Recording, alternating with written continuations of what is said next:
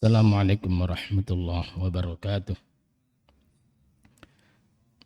Alhamdulillahirabbil alamin. Wassalatu wassalamu ala asyrafil anbiya'i wal mursalin wa ala alihi wa sahbihi ajma'in. Subhanaka la ilma lana illa ma 'allamtana innaka antal alimul hakim. Rabbishrah li sadri wa yassir li amri wahlul 'uqdatam min lisani yafqahu qawli, amma ba'du. Para jamaah sekalian, alhamdulillah pada hari ini kita disehatkan oleh Allah bisa menjalankan ibadah salat maghrib secara berjamaah. Mudah-mudahan seluruh aktivitas ibadah kita semuanya diterima oleh Allah Subhanahu wa taala. Salawat serta salam semoga senantiasa tercurahkan pada baginda Rasulullah Muhammad sallallahu alaihi wasallam, begitu juga keluarganya, para sahabatnya, dan kita selaku umatnya. Para jamaah sekalian, mari kita awali kajian kitab Al-Adabul Mufrad ini dengan bacaan basmalah. Bismillahirrahmanirrahim. Kita masih terkait dengan bab berbakti kepada kedua orang tua.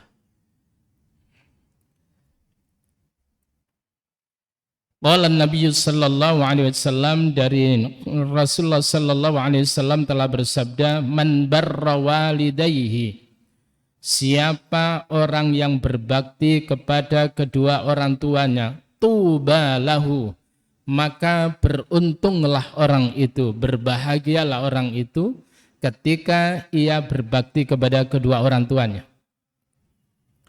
Sebaliknya apa? Sungguh merugi orang yang ia tidak berbakti kepada kedua orang tuanya. Jadi Rasulullah sallallahu alaihi wasallam mengingatkan kepada kita, man barra walidayhi tuba lahu, siapa orang yang berbakti kepada kedua orang tuanya, tuba lahu, maka orang itu akan diberi oleh Allah sebuah keberuntungan. Zadallahu ta'ala fi umrih, dan Allah memberikan keberkahan dalam umurnya orang ini. Allah memberikan tambahan keberkahan kepada umurnya orang ini, orang yang berbakti kepada ibu bapaknya. Oleh karena itu hadirin yang berbahagia, kalau kita lihat di dalam Al-Quran, coba perhatikan, bisa kita lihat di dalam surah yang ke-17, Al-Isra, ayat yang ke-23. A'udzu billahi minasy syaithanir rajim. Wa qadha rabbuka alla ta'budu illa iyyah wa bil walidaini ihsana imma yablughanna 'indakal kibara ahaduhuma aw kilahuma فلا تقل لهما أف ولا تنهرهما وقل لهما قولا كريما.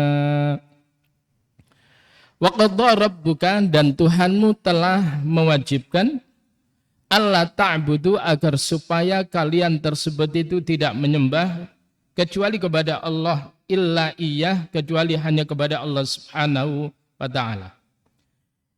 Jadi Allah memerintahkan agar supaya kita ini tidak menyembah kecuali hanya kepada Allah Subhanahu wa ta'ala. Yang berikutnya, wabil walidaini ihsana, dan hendaklah kepada kedua orang tua kita berbuat yang terbaik. Allah menggunakan kalimat ihsan, artinya melakukan kebaikan yang tanpa perhitungan. Karena memang kedua orang tua kita itu tidak pernah perhitungan di dalam melakukan yang terbaik untuk kita. Para jamaah sekalian rahimani wa rahimakumullah, Kelanjutan ayat tersebut, imma yablughanna 'indakal kibara ahaduhuma aw kilahuma. Tatkala salah satu dari keduanya atau dua-duanya tersebut itu adalah usia tua, al-kibar, sudah tua, indaka yang ada di sisimu, fala taqul lahuma uff, maka kemudian kamu jangan katakan uff, apalagi yang lebih daripada itu. Ketika ada seorang anak dipanggil orang tuanya, wahai anakku kemari, apa sih, panggil aja. Hal yang semacam itu dilarang, apalagi orang itu berkata yang kasar kepada orang tuanya. Lalu kemudian apa? Fala taqul lahuma uffin, kamu jangan katakan kepada keduanya uff, wala tanharhuma, dan jangan kamu membentak kepada keduanya, wa qul lahuma qaulan karima, dan katakan kepada kedua orang tua itu adalah qaulan karima, yaitu perkataan yang mulia. Lalu kemudian dilanjutkan ayat berikutnya, waqfid lahuma janahadzulli, waqfid lahuma janahadzulli. Kalau dalam bahasa Arab atau nahwu itu ada i'rab khafat. I'rab khafat itu adalah tandanya ketika kemasukan posisinya kemasukan huruf jar, maka itu adalah dia berharokat kasro atau kasrotain, berada di bawah. Waqfid, dan rendahkanlah. Lahuma, terhadap keduanya, janahadzul, yaitu rendahkan dirimu. Janah atau sayap itu artinya rendahkan dirimu dengan penuh kerendahan, minar rahmah, karena atau sebagai bentuk kasih sayang kepada kedua orang tuamu. Wa qur rabbirhamhuma, dan katakan kepada keduanya, Rabbi, ya Tuhanku, irhamhuma, sayangilah keduanya, kama rabbayani, sebagaimana keduanya dulu telah mendidikku, menyayangiku, melindungiku, saghiran, semenjak kecil. Para jamaah sekalian rahimani wa rahimakumullah. Ayat ini, sekali lagi, ayat ini lalu kemudian dinasakh. Artinya, doa Rabbighfirli wali walidayya warhamhuma kama rabbayani shaghira itu diperbolehkan ketika kedua orang tua kita itu adalah muslim. Tetapi ketika kedua orang tua kita tersebut itu bukan muslim, maka doa yang kita panjatkan adalah, ya Rabb, berikan kepada kedua orang tuaku akan hidayahmu. Tidak boleh kita tersebut itu memohonkan ampun kepada kedua orang tua kita. Meskipun orang tua itu baik, tetapi itu adalah ghairul Islam. Ibu kita adalah non-muslim, kemudian ayah kita non-muslim, dan keduanya baik, maka tidak boleh kita tersebut itu mendoakan agar supaya mereka tersebut mendapatkan maghfirah, mendapatkan rahmat dari Allah Subhanahu wa ta'ala. Nah, ayat tersebut itu dinasakh, yaitu oleh surah yang ke-9, surah At-Taubah, ayat yang ke-113.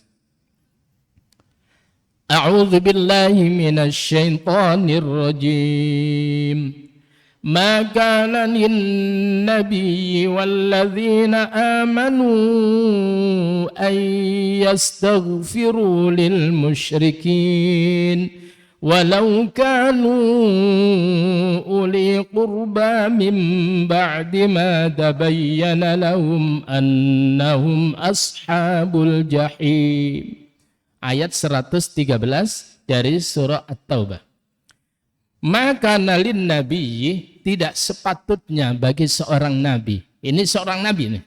Tidak sepatutnya bagi seorang nabi, walladzina amanu, dan tidak sepatutnya bagi orang-orang yang beriman, ayyastaghfiru, yaitu mereka memohonkan ampun kepada Allah, lil musyrikina, untuk orang-orang yang musyrik. Tidak sepatutnya. seorang nabi, orang-orang beriman, mereka memohonkan ampun kepada Allah untuk orang-orang musyrik. Walau kanu uli qurba, meskipun mereka tersebut itu adalah sanak kerabatnya. Tidak peduli, tidak boleh. Walau kanu uli qurba min ba'di ma tabayyana lahum, dari setelah jelas bagi mereka annahum, bahwa mereka itu adalah ashabul jahim, penghuni neraka jahim. Para jamaah sekalian rahimani wa rahimakumullah, Nabiullah Ibrahim alaihissalatu wassalam ketika diusir oleh ayahnya, oleh Azar. Ada yang mengatakan ini Azar adalah pamannya, ada yang mengatakan ini adalah ayahnya. Ketika Azar tersebut itu mengusir Ibrahim, maka kemudian Nabi Ibrahim itu berjanji untuk memohonkan ampun kepada Allah Subhanahu wa taala. Maka dia memohonkan ampun. Tapi kemudian setelah Allah Subhanahu wa taala memberikan teguran kepada Ibrahim, maka turunlah ayat yang 114 untuk menjelaskan kepada kita. Wa ma kana istighfaru Ibrahim li abihi, dan tidaklah permohonan ampun Ibrahim li abihi untuk ayahnya, untuk Azar, illa am mau'idatin wa'adaha iyah, kecuali hanya untuk menempati janji yang ia telah berjanji kepada ayahnya untuk memohonkan ampun kepada Allah. Falamma tabayyana lahu, maka setelah tatkala menjadi jelas lahu bagi Ibrahim annahu aduwwul lillah, bahwasanya Azar adalah merupakan musuh Allah, tabarra'a minhu, maka Ibrahim itu berlepas diri, tidak lagi memohonkan ampun kepada Allah meskipun itu adalah Azar ayahnya. Inna Ibrahim la'awwahun halim, sungguh Ibrahim itu adalah la'awwahun, seorang yang berhati lembut dan halim lagi penyantun. Maka kemudian setelah itu Nabi Ibrahim tidak lagi memohonkan ampun untuk Azar. Oleh karena itu hadirin yang berbahagia, hati-hati. Kenapa kemudian mengucapkan salam itu juga tidak boleh kepada selain non-muslim? Karena tidak layak bagi mereka untuk mendapatkan keberkahan, untuk mendapatkan rahmat, untuk mendapatkan keselamatan. Sedang salam itu adalah Assalamualaikum warahmatullahi wabarakatuh. Semoga keselamatan, rahmat Allah, keberkahan Allah atas kalian. Tetapi kalau mereka itu adalah non-muslim, tidak layak kita tersebut itu adalah untuk mengucapkan salam untuk mereka. Dan tidak layak bagi kita untuk menjawab salam mereka, kalau mereka itu adalah non-muslim. Para jamaah sekalian rahimani wa rahimakumullah. Lalu bagaimana kalau sekiranya orang tua kita ini non-muslim baik kepada kita? Maka kemudian berlakulah firman Allah yang terdapat di dalam surah yang ke-31, yaitu surah Luqman pada ayat yang ke-15. Apa kata Allah? Ayat yang ke-15 surat Luqman surat 31. Wa in jahadaka ala an tusyrika bima laysa laka bihi ilmun fala tuti'huma wa sahibhuma fid dunya ma'rufa wattabi' sabila man anaba ilayya thumma ilayya marji'ukum fa unabbi'ukum bima kuntum ta'malun. Wa in jahadaka, jika keduanya orang tuamu itu memaksa kamu, ala an tusyrika bi, untuk supaya kamu mempersekutukan aku, ma laysa laka bihi ilm, di mana kamu tidak memiliki keterangan yang bisa membenarkan hal itu. Lalu kemudian apa? Fala tuti'huma, maka jangan kamu mentaati keduanya. Walaupun wong tua dewe, tapi kalau itu adalah menyuruh kepada keburukan, kepada kesyirikan, kepada kekafiran, kepada kemaksiatan, fala tuti'huma. Kata Nabi mengatakan bahwa tidak boleh mentaati. Ya, tidak ada la ta'ata li makhluqin fi maksiatil khaliq. Tidak ada ketaatan bagi orang yang bermaksiat, mengajak kepada maksiat kepada Allah Subhanahu wa taala. Siapapun, orang tua saja kita nggak boleh, apalagi kepada yang lainnya. Lalu kemudian bagaimana sikap kita kepada orang tua kita? Wasahibuhuma fid dunya ma'rufah. Pertemanilah dia. Jadikan keduanya itu teman dengan cara yang baik. Fid dunya, di dunia. Ma'rufan, dengan cara yang ma'ruf. Sikap kita yang baik. Tidak boleh kemudian kita nyenggrong-nyenggrong, nyentak-nyentak, bentak-bentak kepada orang tua. Walaupun seruan orang tua itu adalah dalam rangka bermaksiat, kita menolaknya tidak boleh sambil bentak-bentak kepada keduanya. Ini Pak. Jadi yang repot kan ini. Alhamdulillah orang tua kita ini adalah muslim. Tapi kebangetan kalau sekiranya orang tua kita yang muslim, lalu kemudian kita ini adalah tidak berbakti kepada keduanya. Apalagi orang tua kita ini adalah orang yang taat kepada Allah Subhanahu wa taala. Rugi benar orang yang memiliki orang tua tapi dia tersebut itu tidak berbakti kepada keduanya. Para jamaah sekalian rahimani wa rahimakumullah. Nah, sekarang kita lanjutkan.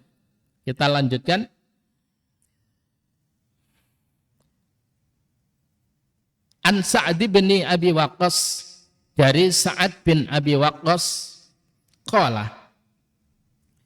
Sa'ad bin Abi Waqqas ia mengatakan begini. Nazalat fi arba'u ayatin min kitabillah. Telah turun 4 ayat dalam kitab Al-Qur'an itu yang terkait dengan aku, kata Sa'ad bin Abi Waqqas. Ini sahabat yang luar biasa ini. Kaya dia. Lalu kemudian apa? Kanat ummi halafat alla ta'kula wa la tashraba hatta ufariqa Muhammadan sallallahu alaihi wasallam. Adalah ibuku itu bersumpah bahwasanya ia tidak akan mau makan, ia tidak akan mau minum, sehingga aku ini berpisah, mufaraqah dengan Rasulullah Muhammad sallallahu alaihi wasallam. Kalau aku sudah pisah sama Rasul, tidak mau menjadi pengikutnya, baru ibuku mau makan, mau minum. Padahal Sa'ad bin Abi Waqqas itu begitu mencintai ibunya. Gimana Pak? Ini adalah sisi lain kecintaan seorang anak kepada orang tuanya, sisi lain kecintaan seorang anak kepada Rasulnya. Nah, para jamaah sekalian rahimani wa rahimakumullah. Lalu kemudian apa? Ini adalah terkait fa'anzalallahu ta'ala wa in jahadaka. Itu adalah terkait dengan surat Luqman tadi, ayat yang ke-15, itu adalah terkait dengan kisah Sa'ad bin Abi Waqqas yang kala itu dipaksa oleh orang tuanya untuk keluar dari ajaran Rasulullah Muhammad sallallahu alaihi wasallam, supaya dia keluar dari pengikut Rasulullah Muhammad sallallahu alaihi wasallam. Tapi ketika diturunkan ayat ini, maka kemudian si Sa'ad bin Abi Waqqas menolak dengan cara yang baik. Ada kisah yang hampir sama dengan ini, yaitu ada Mus'ab bin Umair, seorang pemuda ganteng. Dia tadinya anak orang kaya Pak, wis ganteng dan pinter. Dia adalah ahli di dalam diplomasi. Jadi kalau kemudian ada persoalan, maka kemudian begitu Mus'ab bin Umair itu datang, maka selesai. Jadi kalau ada rapat itu kemudian deadlock gitu, maka kemudian Mus'ab bin Umair datang, selesai. Lalu kemudian apa? Begitu kemudian Mus'ab bin Umair itu menjadi pengikut Rasulullah Muhammad sallallahu alaihi wasallam dan ibunya itu mendengar. Maka kemudian ibunya tersebut saat itu memanggil Mus'ab bin Umair. Aku dengar engkau sudah menjadi pengikut Muhammad, menjadi pemeluk agama yang baru itu. Iya bunda, tinggalkan itu. Atau kemudian aku ibumu ini mati. Tidak mau makan, tidak mau minum selagi engkau pisah. Hampir sama dengan ini. Lalu kemudian apa? Maka kemudian Mus'ab bin Umair, wahai ibu, sungguh aku mencintai engkau. Tetapi kecintaanku kepada Allah dan Rasulnya itu adalah di atas segala-galanya. Maka kemudian apa? Diusir. Maka kemudian biasa jatah bulanan Mus'ab bin Umair itu selalu disaplai. Mulai saat itu tidak lagi mendapatkan saplai dari orang tuanya. Maka kemudian lama-kelamaan saudaranya Mus'ab itu mendatangi Mus'ab. Wahai dek, ini ibu lagi kritis. Sudahlah datang. Udah turutilah. Pokoknya bahasanya lisanmu tok tapi yang penting jerone enggak. Paham itu Pak ya? Maka kemudian datanglah Mus'ab bin Umair. Maka kemudian ibunya, wahai Mus'ab, aku tidak akan pernah mau makan dan minum sampai aku mati. Sehingga engkau tinggalkan Muhammad itu. Apa kata Mus'ab bin Umair? Wahai ibu, andaikan engkau memiliki 1000 nyawa. Ya, andaikan engkau memiliki 1000 nyawa. Lalu kemudian satu persatu nyawa itu lepas dari engkau. Untuk kemudian menunggu aku pisah dari Rasulullah Muhammad sampai nyawa terakhir pun tidak akan pernah aku lepas ikatanku kepada Rasulullah Muhammad sallallahu alaihi wasallam. Itu begitu dahsyat itu. Tapi sikapnya Mus'ab bin Umair kepada ibunya baik. Tidak berkata kasar. Sampai itu wek gak iso dikandani, tidak begitu Pak. Bahasanya adalah luar biasa. Tetap menjadikan ibunya teman dengan cara yang ma'ruf, dengan cara yang baik. Ini Pak ya. Jadi oleh karena itu saudaraku yang diuji orang tuanya itu adalah mungkin tidak ibadah, mungkin kemudian menentang Islam, bersabarlah. Insya Allah dengan itu kemudian pintu surga itu terbuka untuk panjenengan. Nah, para jamaah sekalian rahimani rahimakumullah. Yang kedua, apa ayat yang kedua yang turun terkait dengan Sa'ad bin Abi Waqqas? Yang kedua adalah anni kuntu akhadtu sayfan a'jabani. Sesungguhnya adalah aku mengambil sayfan, yaitu pedang. A'jabani, yang menjadikan aku terkagum-kagum dengan apa pedang itu. Fakultu, lalu kemudian aku berkata, ya Rasulullah, habli hadha. Ya Rasul, tolong pedang itu berikan kepadaku. Maka kemudian apa? Fanazalat, maka turunlah ayat terkait dengan harta rampasan Al-Anfal. Yas'alunaka 'anil anfal qulil anfalu lillahi war rasul. Yas'alunaka, mereka bertanya kepadamu Muhammad 'anil anfal, tentang harta rampasan barang. Qul al-anfalu lillahi war rasul. Harta rampasan itu adalah untuk Allah dan Rasulnya. Cara pembagiannya harus menurut Allah dan Rasulnya. Wassalisa, 3 ayat yang terkait dengan Sa'ad bin Abi Waqqas itu adalah anni maridtu. Sesungguhnya aku maridtu, aku tersebut sakit. Bahkan ini sakitnya sudah parah, Pak. Fa'atani Rasulullah sallallahu alaihi wasallam, kata Sa'ad bin Abi Waqqas. Ketika itu Rasul datang kepada aku, menjengukku.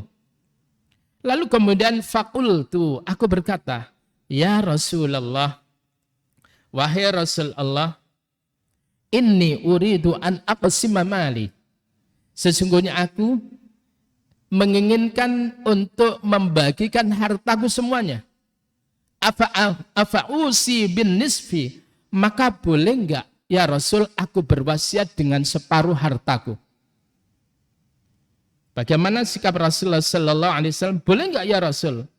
Aku tersebut itu berwasiat dengan separuh hartaku.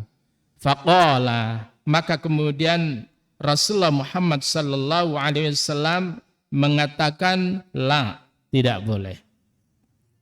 Fakultu, lalu kemudian aku berkata, kata Sa'ad bin Abi Waqqas, as-sulus. Bagaimana ya Rasul kalau sepertiganya?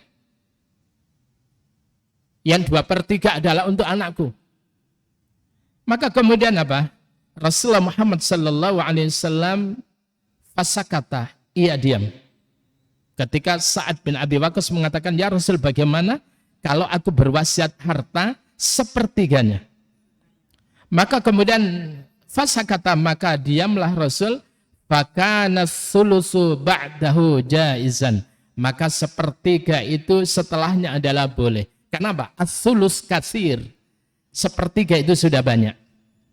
Para jamaah sekalian rahimani wa rahimakumullah, bahwa untuk wasiat harta,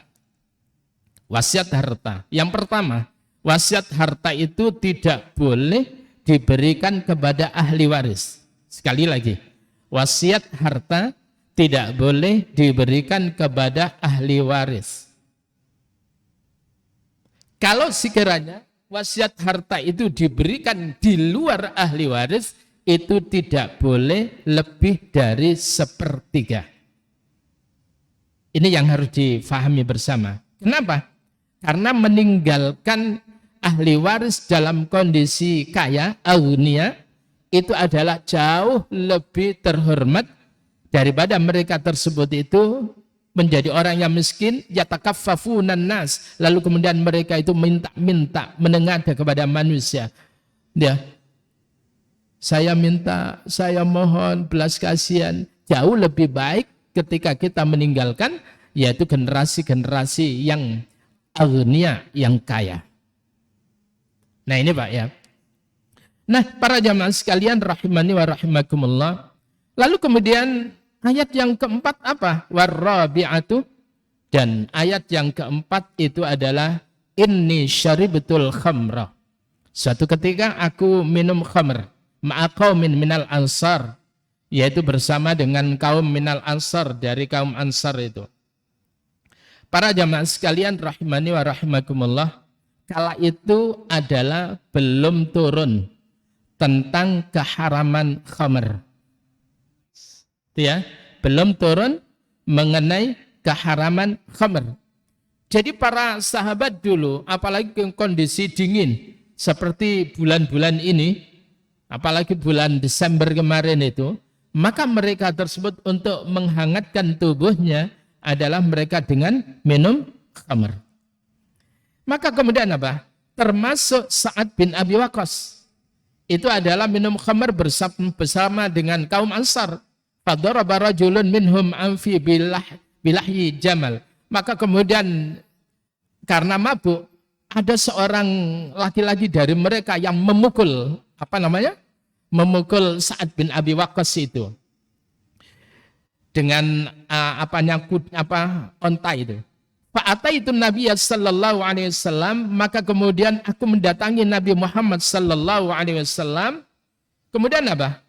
Fa'anzala ta'ala tahrimal khamri, maka setelah itu Allah Subhanahu wa taala menurunkan keharaman khamr. Nah, para jamaah sekalian, dalam Al-Qur'an itu ada tahapan-tahapan. Tahapan-tahapan mengenai khamr itu dilarang, mulai diharamkan itu kapan? Yang pertama itu adalah pada surah yang kedua ayat 219. Jadi tidak langsung itu. Ketika Allah menyatakan yas'alunaka 'anil khamri wal maisir qul fihima ismun kabir wa manafi'u linnas wa ismuhuma akbaru min naf'ihima. Yas'alunaka, mereka akan selalu bertanya kepada Muhammad anil khamri, tentang khamr, wal maisir, dan judi.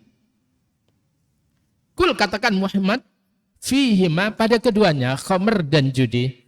Khamr itu bahasanya adalah yang bisa mengacaukan pikiran. Yang bisa mengacaukan pikiran. Baik itu yang diinjeksikan, yang dihisap, maupun yang diminum. Ya. Maupun yang dihirup. Nah, ketika kemudian orang tersebut itu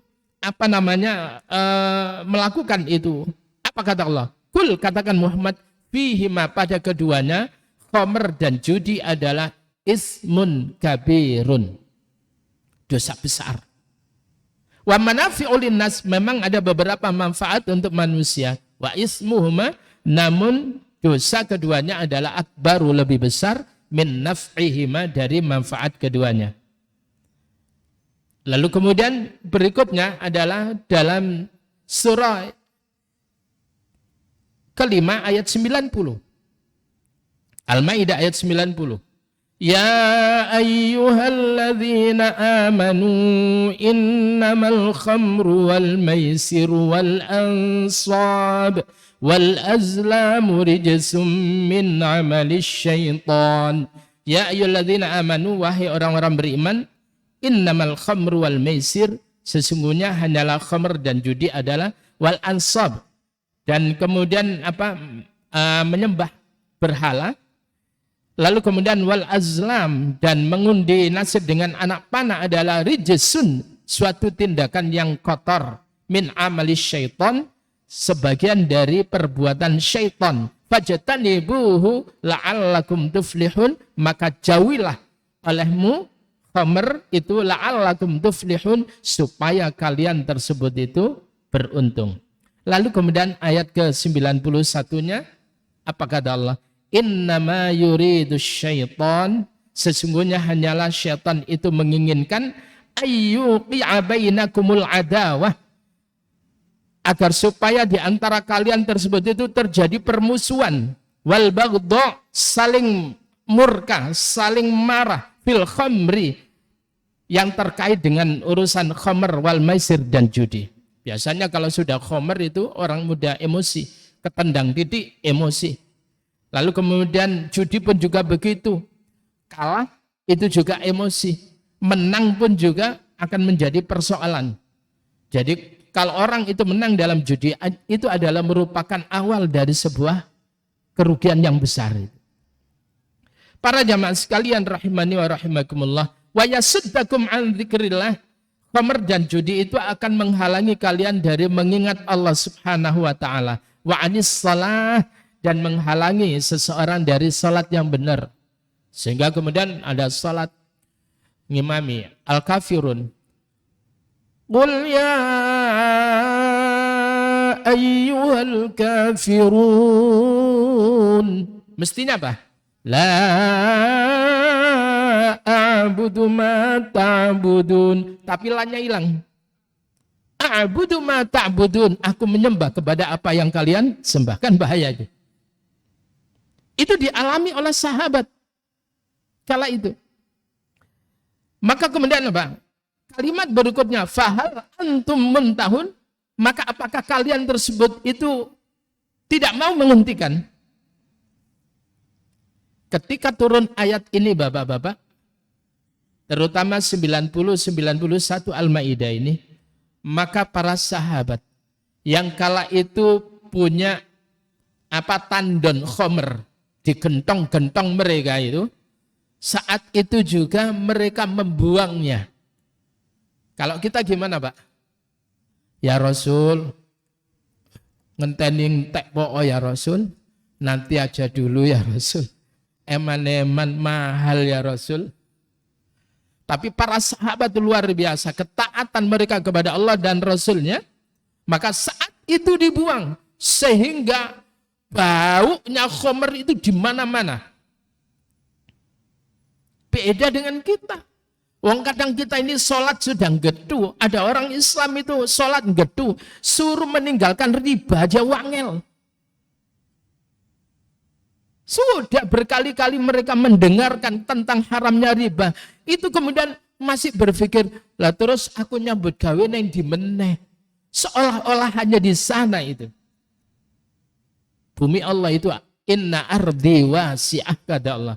Sesungguhnya bumiku itu luas. Fatuhajiru fiha, maka berhijrah kalian padanya. Cari pintu-pintu menuju kepada kaya itu banyak sekali, di antara lain dagang, tapi pastikan dengan cara yang jauh dari riba. Para jamaah sekalian, terkait dengan ini juga terkait dengan sahabiyah, sahabat perempuan. Ketika Rasulullah Sallallahu Alaihi Wasallam itu menerangkan, jadi ketika Rasul itu menerima, yaitu surat Al-Ahzab ayat yang ke-59 itu, Pak. Jadi yang menerangkan tentang apa? Tentang jilbab. Ya ayuhan nabi, wahai nabi,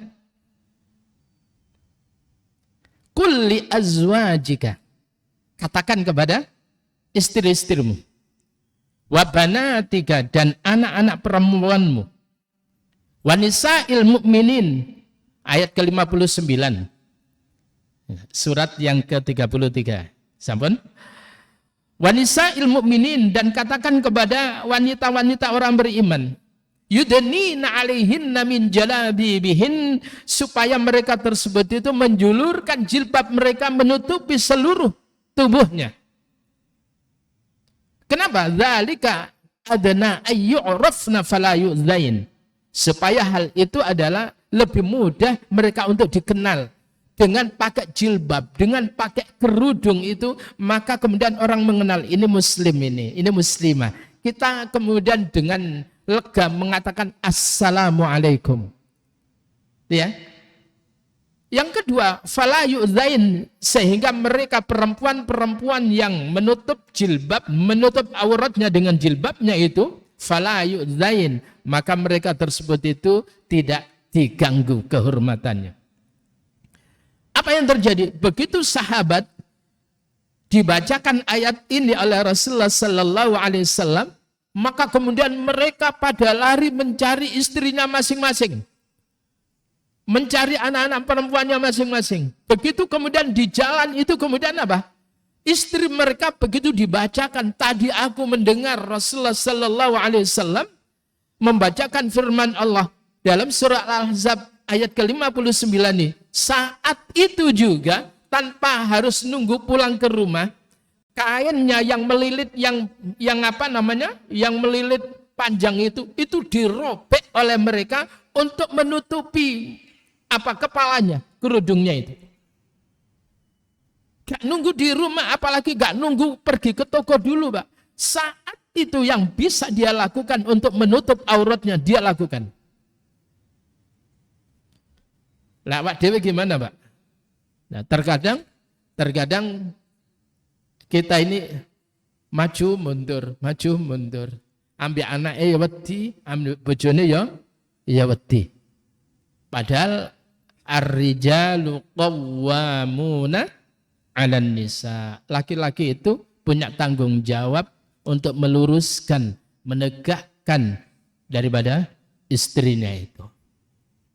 Nah, para jamaah sekalian rahimani wa rahimakumullah, mudah-mudahan kita yang masih punya orang tua diberikan oleh Allah kemampuan untuk selalu berbakti kepada keduanya, sampai kita hantarkan mereka bisa tersenyum melepaskan dunia ini karena melihat anaknya yang berbakti kepadanya. Sehingga kalau sekiranya kita ingin anak-anak kita berbakti kepada kita, maka kemudian apa kata Nabi? Birru aba'akum tabirrukum abna'ukum. Berbaktilah kalian kepada kedua orang tua kalian, niscaya anak-anak kalian itu akan berbakti kepada kalian.